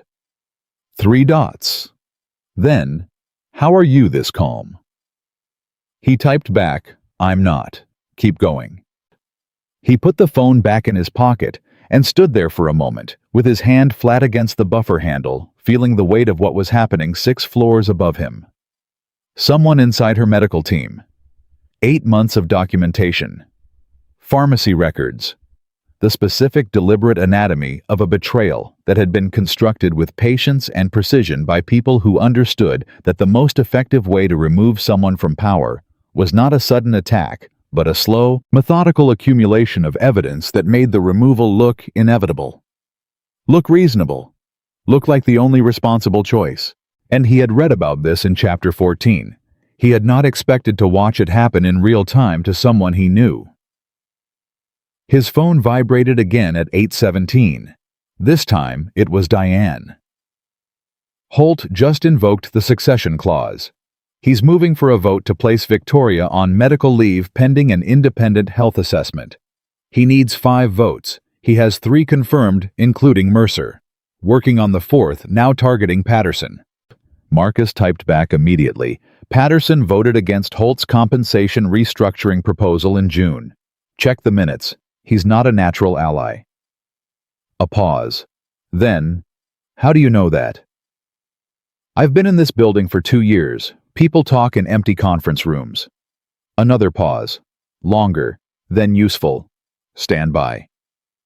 He put the phone away, picked up the buffer, kept moving. At 8:24, his phone went off again. Victoria this time, and the message was 3 words that hit him like cold water. Holt has a recording. Marcus stopped again, and he read it again. Holt has a recording. He thought about what that meant, a recording of what from where at what moment. He thought about the conference room. He thought about the night Victoria had heard them through the partially open door. He thought about her standing in that hallway for 4 minutes with a very good memory and then coming to him with the exact words Richard Holt had said. And then a different thought arrived, colder and more specific. He typed, "Of you, what's on it?" The response took 90 seconds. The longest 90 seconds he'd spent standing still since a hospital corridor 3 years ago. Me coughing. In the elevator. November 4th. He says he has 3 separate recordings from building security that show visible physical distress. He's arguing it constitutes evidence of incapacity. Marcus read that message. Then he looked up. He looked at the ceiling of the 37th floor, smooth and white and institutional, and he thought about the building security system, about where the cameras were, about who had access to security footage in Harrington Tower, about the fact that the building's security contractor rotated staff every 6 months, and he had worked alongside two different overnight security teams, and he had at some point, in some conversation he hadn't cataloged as important at the time, heard something. He pulled out his phone, called a number that wasn't Victoria and wasn't Diane. It rang 4 times. Then a groggy voice, "Reed, it's 8:30 in the morning, man." "Jerome." Marcus kept his voice low and even. "The security contract for this building. Who authorizes access to the footage archive?" No. A pause. Jerome was the building's previous overnight security lead, retired from the role 8 months ago, replaced during one of the contractor rotations. They'd worked parallel shifts for 11 months and had the kind of friendship that existed entirely in the overlap of 2 a.m. and 4 a.m., and never anywhere else. "Building management and the owner's representative," Jerome said, more awake now, picking up something in Marcus's voice. "Why? Can board members of a resident company request footage?" "Not directly. They'd have to go through building management. There'd be a formal request on file." A pause. "Marcus, what's happening?" "Someone pulled security footage of the CEO of a penthouse company and is using it in a board proceeding right now." Silence. "That request would have to be logged," Jerome said. "Every access request is logged. If someone pulled that footage without a formal request, that's a breach of the building's privacy protocols. That's not just an internal matter, that's potentially a legal violation." "Where are those logs kept?" "Building manager's office, digital and hard copy both." "Jerome." Marcus picked up his cart and started moving toward the service elevator as he talked. "Do you still have your access credentials from when you were lead?" A very long pause. "Jerome." "My credentials got deactivated when I left," Jerome said carefully. "But I still have a relationship with the building manager, Pete Okafor. You know Pete." "I know Pete." "Pete gets in at 8:45. Marcus checked his watch. 8:31. "Can you call him?" "I can call him," Jerome said. "You want to tell me what this is actually about? A woman who did nothing wrong is sitting in a boardroom right now while 2 men use stolen footage to take everything she built." Marcus pressed the elevator button. "That's what it's about." A beat. "I'll call Pete," Jerome said. "Right now." Marcus rode the elevator down to the lobby level. He texted Diane. "The security footage Holt is using may have been obtained improperly. There should be an access log in building management. I'm working on it now." Her response came back in under 30 seconds. "If that footage was pulled without proper authorization, it's inadmissible and potentially actionable. How long do you need?" He typed 20 minutes. Her response, "I'll give you 15. By what time you can." He stepped out of the elevator into the service corridor and walked fast toward the building manager's office at the east end of the ground floor. Pete Okafor was 58 years old, a thick-shouldered man who had managed this building for 11 years and ran his operation with the quiet, absolute authority of someone who understood that a building this size was its own ecosystem, and he was responsible for every living thing in it. He was unlocking his office door when Marcus came around the corner. Pete looked up, took in Marcus's expression. "Jerome just called me," he said. He pushed the door open. "Get in here." Marcus got in there. At 8:39 a.m., 15 floors above Pete Okafor's office, the board meeting was entering its second phase. Diane Cho had not spoken yet. She had sat through Holt's presentation, the file, the recordings, the medical documentation, the carefully structured argument for the succession clause with her notepad open and her pen moving and her face completely neutral. 3 of the other board members had asked clarifying questions. Patterson, the one Marcus had flagged, had said nothing at all and was looking at his phone with the expression of a man recalculating something. Victoria had sat at the head of the table and let them lay it all out. She had not reacted to the file. She had not reacted to the recordings. She had not reacted to Holt's language pattern of incapacity, material risk to shareholders, fiduciary obligation, to consider leadership continuity, each phrase landing in the room like something he'd rehearsed because he had rehearsed it for 8 months while she was on the other side of this table, believing the politeness was just his personality. She sat with her hands flat on the table, and she thought about what Marcus had told her the night before. Make them show everything before you respond. She thought about Diane's instructions. Don't speak until I signal you. She thought about a kitchen floor in February and a man with a mop who had looked at her like she was a person when she had forgotten what that felt like. She sat. She waited. She breathed. Holt finished at 8:41. He set his presentation down, looked at Victoria with the particular expression of a man who had been patient for a very long time and was now collecting.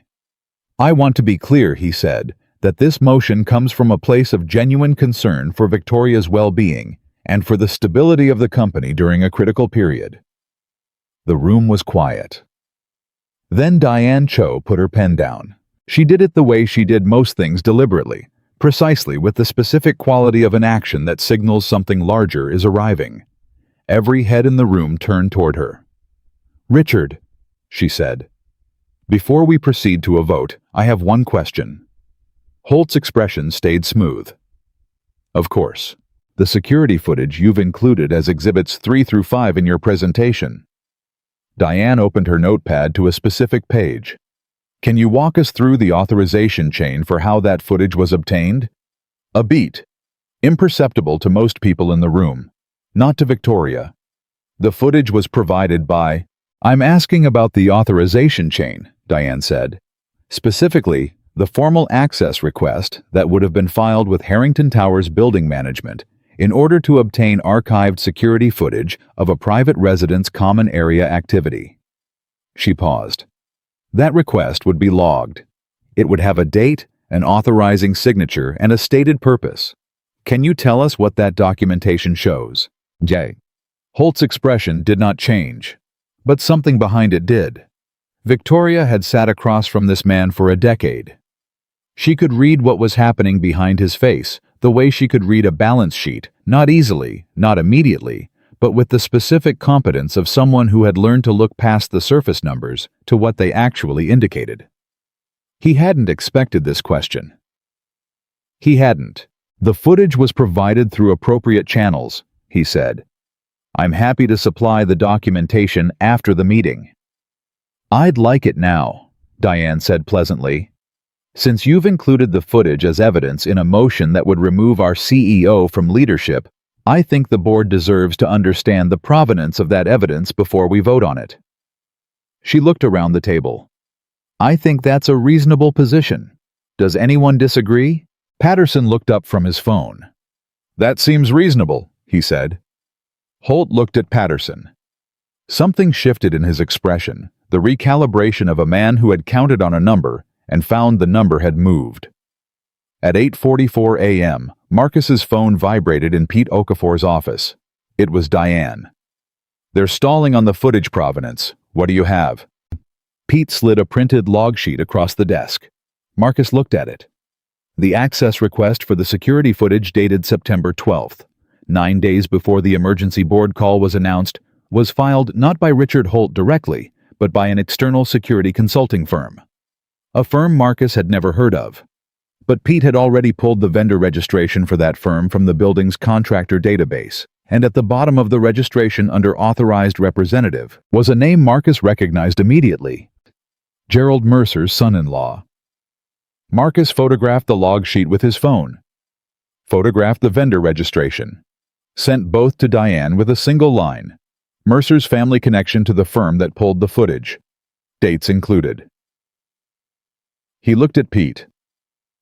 "Can I get a signed statement from you confirming the log is authentic?" Pete was already pulling a piece of building letterhead from his drawer. "You want it notarized." "Can you do that? My assistant is a notary." Pete stood up. "Give me 4 minutes." Marcus stood in that office and felt something he hadn't felt in a long time. Not excitement, not triumph, but something steadier and more serious than either of those things. The feeling of a truth that had been buried under layers of calculated misdirection beginning to surface. The feeling of a story that had been told wrong for 8 months, preparing to be told correctly. Yeah. He thought about his wife. He thought about the story that had been told wrong about her health, partly by her own choosing, partly by the silence of everyone around her who looked away because it was easier. He thought about what it cost when the true story came too late. He was not going to let the true story come too late. Not this time. Pete came back in 7 minutes with a notarized statement on building letterhead, signed and stamped. Marcus sent the photograph to Diane. He was back in the service elevator at 9:02 a.m. when the text came from Victoria. It was not words. It was a single punctuation mark, an exclamation point. He held the phone and felt the particular quality of a breath released after being held for a very long time. In the boardroom on the 15th floor, Diane had stood up. She didn't raise her voice. She never raised her voice. She had built a career on the precise surgical use of calm. On the understanding that the most devastating thing you can do in a room full of people who expect you to react emotionally is to respond with absolute clarity instead. She placed the photographs Marcus had sent printed in Pete Okafor's office on building letterhead by Pete's assistant 30 seconds after Marcus texted them, then sent digitally to the boardroom's shared display on the table. The security footage Richard has presented to this board, she said, was obtained through a vendor whose authorized representative is the son-in-law of Gerald Mercer. She let that sit. Gerald, who is co-sponsoring this motion. She let that sit, too. The access request was filed 6 weeks ago before any health concerns were formally raised with the board, which raises significant questions about when this motion was conceived and what its actual purpose is. She looked at Holt, then at Mercer, then around the table at the remaining members. I want to be very precise here. What we are looking at is not a governance motion undertaken in good faith on behalf of shareholders. What we are looking at is a coordinated action planned over a period of months, using evidence obtained through a conflicted party designed to remove a CEO who is not incapacitated, who has been actively managing her health with medical supervision, and who is 6 weeks from closing the largest acquisition in this company's history. Her voice did not rise, did not shake. I would encourage every member of this board to think very carefully about how they want their vote recorded today. Bemmed. The room was completely silent. Patterson set his phone face down on the table. I'm not voting for this, he said, not with this documentation on the table. 2 other members exchanged a look. One of them, a woman named Carol Reeves, who had been on the board since year 3 and had always voted with Holt on operational matters, said quietly, I'd like to table the motion pending a full review of the evidence acquisition process. Holt said nothing. His face had gone through several things in the past 4 minutes and had arrived at something that was neither anger nor acceptance, but some combination of both the face of a man who had played a long game and watched it come apart in a room that was supposed to be his. Mercer had not looked up from the table in 2 minutes. Victoria sat at the head of the table. She looked at Richard Holt for a long time. He finally looked back at her, and she said in a voice that was entirely steady, entirely clear, and entirely her own, I'd like to speak now. Nobody objected. I have a respiratory condition, she said. I've been treating it under medical supervision for several months. My physician believes the prognosis with consistent treatment is good. I am not incapacitated. I am not in crisis. I am standing in front of you healthy enough to have spent the last 12 hours preparing to have exactly this conversation. She paused. I should have told this board about my health sooner. That's true. I made a decision to manage it privately, and I understand why that decision created uncertainty. She looked around the table. Not at Holt, at everyone else. What I will not accept is the suggestion that the appropriate response to a CEO's health challenge is to document it in secret for 8 months and then use it as a weapon in a coordinated removal action during the most critical transaction in the company's history. That is not governance. That is not fiduciary responsibility. That is something else entirely, and I think everyone in this room knows what it is. 我跳舞瑞典. Another silence, longer this time. Carol Reeves said, "The motion is tabled." The vote was 4-2. Holt and Mercer voted to proceed. Everyone else voted to table. At 9:31 a.m., Marcus's phone vibrated. It was Victoria. 4 words. It held. We held. He was standing in the service corridor on the ground floor, his back against the wall, his cart beside him. His shift technically ended 17 minutes ago. He read those 4 words and stood there with the phone in his hand and let himself feel it, the specific sensation of a thing that could have gone wrong, not going wrong. It was not triumphant. It was quieter than that. More like the feeling after a storm passes and you walk outside and the damage is less than you feared. He typed back, "Go rest." Her response, "Can't." Press release to write. Acquisition team to brief. And a pause in the typing visible in the dots. "Then I need to talk to you. Tonight. Not business. Just, I need to talk to you." He looked at that message. He thought about the appropriate answer. About professional distance. About the fact that he was a cleaning contractor and she was a CEO. And there were approximately 47 reasons why any version of "I need to talk to you" that crossed that boundary was complicated in ways that didn't have clean resolutions. He typed, "Same time. I'll be there." He pocketed the phone, and he pushed his cart to the equipment room, clocked out, walked to his car in the building's staff lot, and sat behind the wheel for a moment in the thin October morning light, both hands on the wheel, not driving yet.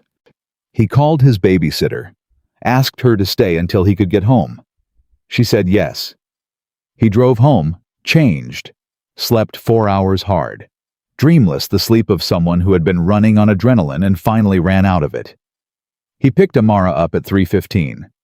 Heard about her day in detail. There had been an incident involving a juice box and a boy named Devin, which was apparently Devin's fault entirely, and Amara had opinions about it. Marcus listened to every word. He made dinner. He helped with the worksheet on addition that Amara found deeply objectionable. He read her Gerald the Elephant book, not named for the stuffed animal, but she had decided they were the same Gerald and turned out her light at 8:15. He left at 11:30, told the sitter he'd be back by 4. When the elevator opened on the 43rd floor at 11:58 p.m., Victoria was already in the kitchen, not collapsed on the floor, not performing composure. Just standing at the counter with 2 mugs, wearing a plain gray sweatshirt that did not belong to any version of the Victoria Sinclair that appeared in business magazines. She handed him a mug without asking if he wanted it. He took it. "Diane is filing a formal complaint with the governance board tomorrow," she said. "Holt and Mercer have been asked to recuse themselves from the acquisition vote pending the investigation." She wrapped both hands around her own mug. 2 other board members reached out privately this afternoon to say they had concerns about Holt's conduct that they hadn't felt safe raising before. "They never do," Marcus said, "until it's safe." "No?" She looked at him. "I spent the whole day thinking about what you said. Months ago. About the politest kind of enemy." She paused. "I've been surrounded by people who were polite to my face and silent about everything that mattered. For 12 years. She paused again. "I don't know how to build something different. I don't know who I am when I'm not performing the version of myself that got me here." "You were yourself at 2 in the morning on a kitchen floor," Marcus said. "You were yourself at midnight calling a near stranger because you needed to say something out loud." He looked at her directly. "You were yourself today in that boardroom. That wasn't performance. That was you." She looked at the mug in her hands. "My doctor called this afternoon," she said. "The last set of inflammation markers came down. The medication is working." She said it quietly, like she was still learning how to hold good news without immediately deflecting it. "He said if I maintain the treatment plan, the fibrosis may not progress. He said he actually said I caught it in time." Marcus felt something ease in his chest. Something that had been held tight since February. "Good," he said, and meant it completely. "Marcus." She looked up. Her eyes were direct, unguarded. The way they'd been that first night before the armor came back up, except now, the armor was down deliberately instead of stripped away by crisis. I know the boundaries of what this is supposed to be. I'm not naive about that. She paused. But you saved my life. Not dramatically. Not with a single heroic act. You just kept showing up and refusing to pretend you didn't see what you saw for months, when you had every professional and personal reason to mind your own business. Her voice steadied. I don't know how to say thank you for something like that. I'm not sure thank you is the right word. He was quiet for a moment. My wife used to say, he said that the most important thing a person could do for someone else wasn't the dramatic thing. It wasn't the rescue, or the speech, or the moment. He turned the mug in his hands. She said it was just staying in the room. When it's easier to leave. Staying in the room. He paused. I didn't do that for her. I stayed in the room, but I didn't push back. I believed her when she said she was fine, because it was easier than not believing her. He met Victoria's gaze. I wasn't going to do that again. The kitchen was very quiet. She would have liked you, Victoria said softly. She would have given you hell for the cigarettes, he said. Victoria laughed, genuine and full and briefly young, and then pressed her hand over her mouth and shook her head. I know she would have. She set her mug down. I'm going to close this acquisition, she said. And then I'm going to restructure the board. And then... She stopped. Something moved through her expression. Lighter, more uncertain. The expression of a person standing at the edge of something they haven't allowed themselves to want. And then I'm going to figure out who I actually am when I'm not using everything I have just to survive. That part sounds like the good part, Marcus said. I think it might be. She looked at him. What about you? What does the next part look like for you? Better training. He thought about Amara in her room with Gerald the elephant. He thought about the management textbook and the certification exam in 3 weeks. He thought about the conversation he'd had with Diane in the lobby, and Diane's expression when he'd finished walking her through what he'd observed over 2 years in this building, and the things she'd said very carefully at the end. Have you ever thought about what you'd do with this skill set in a different context? He hadn't answered her that night. He wasn't ready. But standing in this kitchen holding a mug of coffee at midnight in the apartment where a woman had been on the floor in February and was now standing upright and clear-eyed and starting to figure out who she was on the other side of crisis. Marcus Reed thought about Amara's drawing on the refrigerator, the tall figure and the small one, and the wobbly heart at the end. Forward, he said. The next part looks like forward. She raised her mug. He raised his. They didn't say anything else for a while. They didn't need to. The acquisition closed on a Thursday. Marcus knew because Victoria sent him a text at 4:47 p.m. 3 words all caps. No punctuation. We closed it. Then immediately after a second message, 2,400,000,000. Final number. Diane is crying. I have never seen Diane cry in 7 years. He was sitting in the parking lot of Amara's school waiting for the aftercare bell when the messages came through. He read them twice. Then he typed back. Diane earned those tears. A pause. Then, so did you. The response took a minute. Then I keep waiting for it to feel like I thought it would. It doesn't. It feels different. Quieter. Is that normal? He looked out through the windshield at the line of parents and cars. Everybody on their phones, the ordinary machinery of an afternoon. He typed, That's not the absence of something.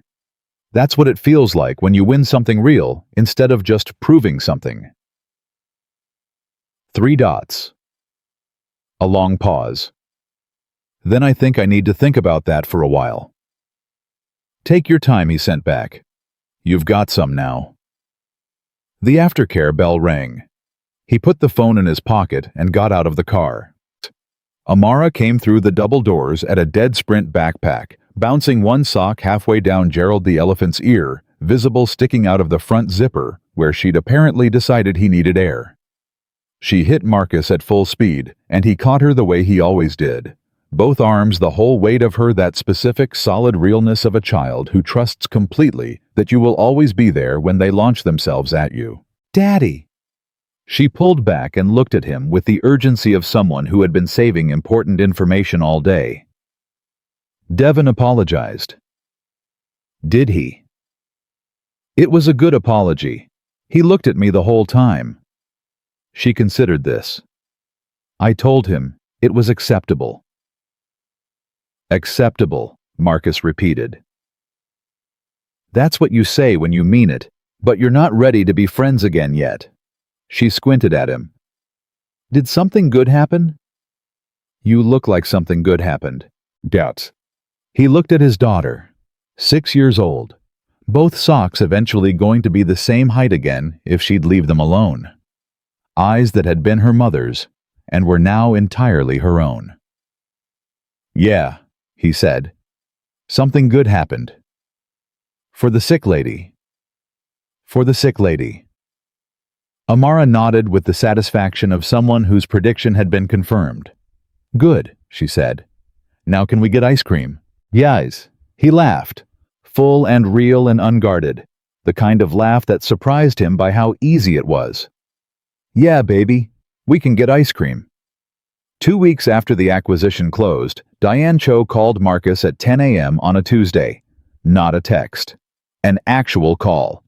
He was at the kitchen table with his certification exam results open on his laptop. He'd gotten the scores that morning, had been sitting with them for 20 minutes before the phone rang, and he answered on the second ring. Congratulations on the certification, Diane said without preamble. Victoria told me. I just got the results this morning. How did Victoria? She checks in with me about you approximately once a week, Diane said. I assume she thinks she's being subtle. A pause. She is not. Marcus looked at the laptop screen. The score was high enough that he'd read it 3 times to make sure he hadn't misread it. What can I do for you, Ms. Cho? I have a proposition, Diane said. And before you say anything, I want you to understand that I have thought about this carefully for 6 weeks. I have discussed it with Victoria, and I am not making this offer out of sentiment. Her voice was Diane's voice, precise and clean, and entirely serious. I'm making it because I watched you operate under pressure in a situation where most people with your professional background would have stayed completely out of it, and you did not stay out of it. And the way you didn't stay out of it was specific and skilled, and frankly more strategically sound than the advice I was getting from 2 people on our board who were paid significantly more than you. Son, Marcus was quiet. Sinclair Group is restructuring its operations division, Diane continued. We're building an internal compliance and risk monitoring team. 3 people initially scaling to 7. I need someone to head it who understands how organizations actually work from the inside.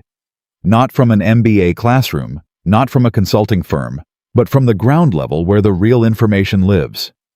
She paused. That is a very specific skill set. I have met very few people who have it. Marcus sat back in his chair. He thought about Chapter 14, about internal governance and the ways power moved through organizations along channels that never appeared on any official chart. He thought about 2 years in Harrington Tower and everything he had collected without meaning to.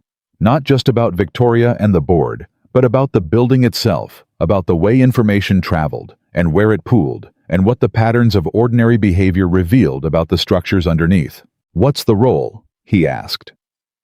Director of Operational Integrity, Diane said. It's a new title because it's a new function. You'd report directly to me. Salary is... She named a number that made Marcus put his hand flat on the table to steady himself.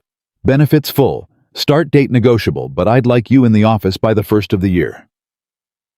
He said nothing for a moment. You're surprised by the number, Diane said. Yes. Don't be. I know what good judgment costs when you can actually find it. A pause. Do you want time to think? Yes, he said. I want a week. You have a week. Then slightly less formally. Marcus, for what it's worth. This isn't charity. This isn't Victoria being grateful though she is. This is me identifying a gap in how this company sees itself and finding the right person to fill it. She paused. I don't make offers I'm not certain about. I know, he said. That's why I need a week to think about it seriously. She almost smiled, he could hear it. 1 week, she said. Call me Thursday. She hung up. So. He sat at the kitchen table with his certification results on the screen, and Diane's offer sitting in the air of the apartment, and the knocking radiator doing its thing, and the refrigerator covered in Amara's drawings, and 1 week stretching out in front of him like a question he already knew the answer to, but needed to sit with properly before he said it out loud. He called his mother. She picked up on the first ring, because she always picked up on the first ring when he called, had done since his wife died, as if she'd decided somewhere in that grief that she was never going to be someone Marcus called and didn't reach. Baby, she said.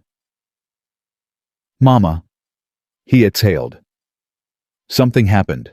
I need to talk it through. Then talk, she said. I've got time. So, he talked for 40 minutes. She listened, the way she'd always listened, not interrupting, not reassuring, prematurely just present in the specific way that his mother had always been present, which was completely and without agenda. When he finished, she was quiet for a moment. Then she said, Your father used to say that opportunity and responsibility come dressed in the same clothes. You can't always tell them apart until you decide which one you're reaching for. Marcus looked at the ceiling. Your wife would have said, take it, his mother added. Without the week of thinking, she would have said, take it tonight and figure the rest out as you go. I know. But you're not her. You're you, so take the week. A pause. But, Marcus, baby, this is the thing you've been building toward for 14 years without knowing exactly what you were building toward. Her voice softened. Take the week, and then say yes. He took the week. On Thursday morning, he called Diane and said yes. That same Thursday night, his last regular shift on the 43rd floor, he arrived at 2:08 a.m. to find Victoria not in the kitchen, not on the floor, not anywhere in the main space. He did his work in quiet. The medication bottles were gone from the counter, not because they'd been hidden, but because he knew they'd been moved to the bathroom cabinet where they belonged, integrated into an actual daily routine, instead of sitting on a counter as evidence of a life she was managing around, instead of living inside. And the terrace railing had been cleaned, thoroughly. The particular marks he'd known for 2 years were gone. Material. He was finishing the living room when her bedroom door opened, and she came out, not in crisis, not in performance, just awake. She was wearing the gray sweatshirt again. She was carrying a notebook actual paper pen clipped to the cover, and she looked like a person who had been writing and stopped because she heard him and decided she wanted company more than she wanted to finish the sentence. You said yes to Diane, she said. This morning. She told me at 9. Victoria sat on the couch, tucked one foot under her. How do you feel? He thought about it honestly. Like I jumped off something and I'm still in the air. That's exactly what it feels like, she said. I remember the first time I felt it. 22 years old, standing outside my apartment after signing the lease on the first Sinclair Group office space. She paused. It was 400 square feet and smelled like old carpet, and I stood outside for 10 minutes just breathing because I couldn't believe I'd actually done it. What made you go back inside? Shete, she smiled. I couldn't afford to waste the month's rent standing in the hallway. She looked at the notebook in her lap. I've been writing again. The novel. He'd heard about it mentioned briefly in a conversation 2 months ago, something she'd put down at 19 and never picked back up. Not yet. Just writing. For myself. Things I should have said and didn't. Things I said and shouldn't have. She ran her thumb along the notebook cover. My therapist suggested it. I told her it sounded like the kind of thing people said when they didn't have anything more useful to offer. She paused. I was wrong. It's been... She stopped. It's been the most honest I've been with myself in 20 years, and that is a genuinely terrifying thing to admit out loud. You're admitting it, Marcus said. To you, she said, which is somehow easier than admitting it to anyone who knew me before February. He understood that. He nodded without making it into more than it was. My doctor cleared me for the reduced medication protocol last week, she said. The inflammation numbers are the best they've been since the first scan. He said, and he doesn't say things like this lightly, he's an extremely no-nonsense man. He said he's genuinely impressed by the turnaround. She looked at her hands. I told him I had help. He asked what kind of help. I said the kind that won't take no for an answer without a very good reason. Marcus picked up his cart, moved it toward the hallway. That's generous. It's accurate. She looked up at him. What do you tell Amara about all of this? About what's been happening? He considered it. The short version, that there was a woman who needed somebody to tell her the truth, and I was the one who was there. He paused. She asked me last week if the sick lady was better. I told her yes. She said, because you helped her. I said sort of. She said, Daddy, just say yes. He paused. So I said yes. Victoria laughed. The full one, the real one. I want to meet her someday. She'll tell you what she thinks of your decisions within 4 minutes of meeting you, he said. Fair warning. Good, Victoria said. I need more of that in my life, not less. He almost reached the hallway when she said, Marcus, the board restructuring is final. Holt and Mercer both resigned rather than face the formal investigation. Patterson is stepping into the chair role. She said it the way she said things that mattered, but that she was still learning to hold without either celebrating too hard or deflecting immediately. It's done. The thing they built for 8 months, it's gone. The company is intact. He stood at the hallway entrance and looked back at her. And you're intact, he said. She was quiet for a moment. More than I've been in a very long time, she said. That part is the strangest. The company surviving, I could have predicted. I know how to fight, I always have. But me surviving, she stopped.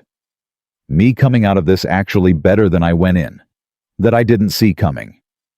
Most important things don't announce themselves, he said. She looked at him with the expression he'd come to recognize over 8 months of Thursday nights and midnight phone calls and kitchen floors and boardroom crises, the expression of a person who had stopped performing and started simply being, and was still surprised by how much room that left. Is this the last night? She asked. Your shift, I mean, if you're starting with Diane in January. 2 more weeks, he said. I'll be here. She nodded. Then quietly, I'm glad you were here, Marcus. From the beginning. I'm glad you didn't just keep walking. Monsieur. He held her gaze for a moment. This woman who had been on the floor in February and was sitting upright on a couch in October with a notebook in her lap, and her health coming back, and a company that was hers, and a true account of herself, she was finally willing to write. This woman who had said, don't tell anyone, with blood at the corner of her mouth, and had meant it with everything she had, and who had arrived through months of terrifying, incremental honesty at a life that didn't require the hiding anymore. I was never going to keep walking, he said. He went back to work. He finished the floor at 3:44 a.m., loaded the cart, called the elevator, rode it down through 43 floors of silence and city light, the way he had done every Thursday for 2 years.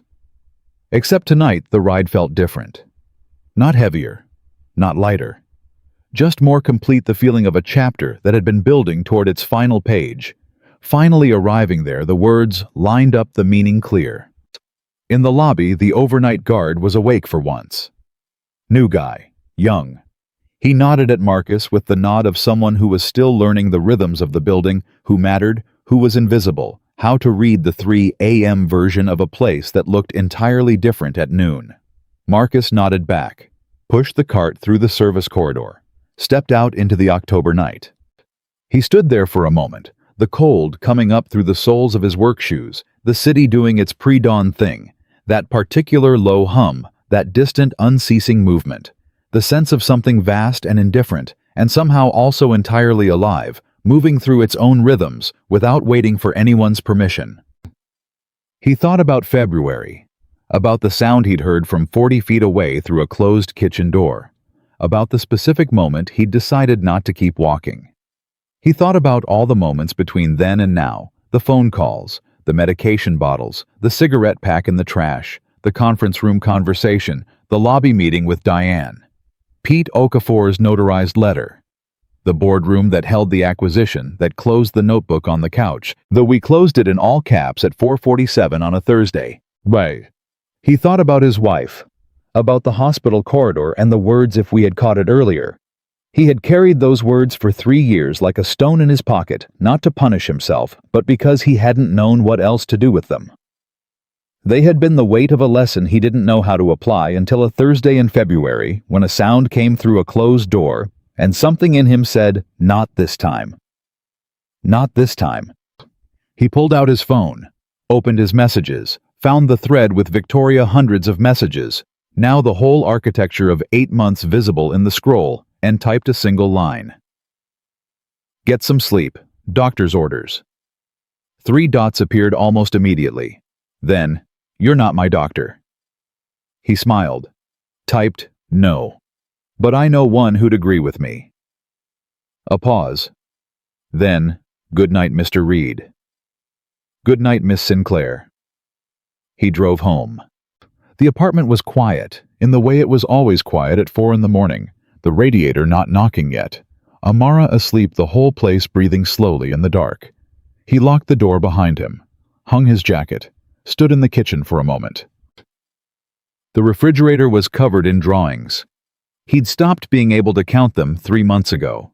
Amara had a system, old ones got moved to the side, new ones went in the center, and at some point, the ones she considered her best work went on the door of her room instead, which she had explained to him very seriously was like a gallery. Center of the refrigerator right now was a new one. He hadn't seen it before. He leaned in. 2 figures. One tall, one small. The tall one was wearing a suit this time instead of holding a mop. The small one had what was clearly meant to be Gerald under one arm and was holding the tall one's hand. Above them in Amara's careful wobbly letters, "Daddy, going to his new job." He stood there in his kitchen at 4 in the morning and looked at that drawing for a long time. She had known before he told her. The way she always knew things, not because anyone explained them, but because she paid attention the way children pay attention when they love someone, which is completely and without filter, and with an accuracy that adults spend years trying to recover. He touched the edge of the drawing. The tall figure in the suit, the small one holding his hand. Then he went to bed. 3 months later, on a Tuesday in January, Marcus Reed walked into the Sinclair Group building at 8:45 a.m., wearing the good shirt he'd ironed and a jacket Amara had inspected and approved. He had a badge clipped to his lapel that said Director of Operational Integrity. He had a desk on the 12th floor with a window. He had a team of 3 people who were going to become 7 people by summer, all of them tasked with the specific and unglamorous and absolutely essential work of making sure that what an organization said, it was matched what it actually was on every floor, in every conversation, at every level, where the truth had a tendency to get managed instead of told. He sat down at his desk, looked out the window, picked up the phone, called down to the 15th floor. Diane picked up on the first ring. "You're 12 minutes early," she said. "I'm always early," he said. "Good habit for this role." A pause. "How does it feel?" He looked out the window at the city. Same city he'd been driving through at 5 a.m. for years. Same buildings and distances and morning light, just from a different angle now. From inside instead of outside. From a chair that had his name on it instead of a cart that didn't. "Like something that was supposed to happen," he said. "Once I got out of the way of it." "Welcome aboard, Marcus," Diane said. And then, because she was Diane and didn't waste words, "Get to work." He laughed, put the phone down, got to work. That evening, Victoria Sinclair sat in a therapist's office on the 14th floor of a building 12 blocks from her penthouse and talked, really talked, not performed, not managed, about her mother and her company and the cigarettes and the year she'd spent performing invincibility, while her body quietly argued otherwise. She talked about a man with a mop who had caught her before she hit the floor. She talked about what it cost to let someone see you bleeding. She talked about what it gave back. Afterward, she walked back to Harrington Tower in the October cold.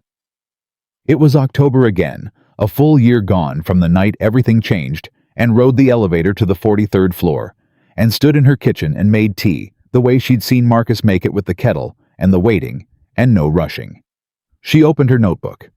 She wrote, "I spent 12 years running from the version of myself I was afraid people would see, and the only thing that saved me was a man who saw it anyway and refused to look away.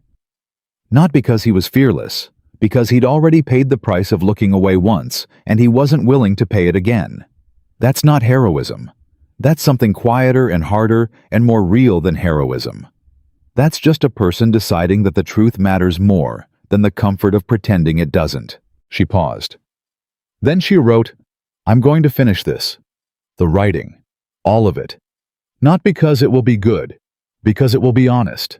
And I've spent enough years choosing good over honest." She closed the notebook. And across the city, in a 2-bedroom apartment on the 4th floor of a building that smelled like someone else's cooking and had a radiator that knocked every night at 3 a.m. Amara Reed was asleep with her arm around Gerald the elephant, breathing the deep, certain breath of a child who knew without needing to be told that her father was exactly where he was supposed to be. And Marcus Reed, director of operational integrity, who had once pushed a cleaning cart through the silence of a 43-story building at 2 a.m. and heard a sound he recognized, and made a decision that changed 2 lives, sat at a new desk in a new chapter of his own story, and thought about all the things his wife had known that he was still learning. She had known that the truth was worth the cost. She had known that showing up was not the same as staying present. She had known that the people who matter most are not the ones who arrive when everything is going well, but the ones who stay in the room when everything is going wrong. He knew those things now too. He had learned them the hard way, and he carried them forward not as grief, not as weight, but as the truest and most useful things he owned. That was the victory.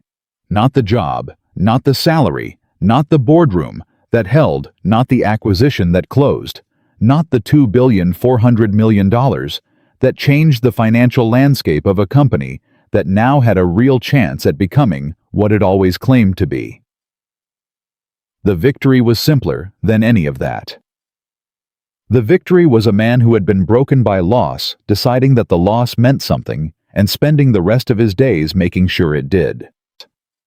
Some people learn what matters from success. Marcus Reed learned it from grief. And he never once forgot who taught him.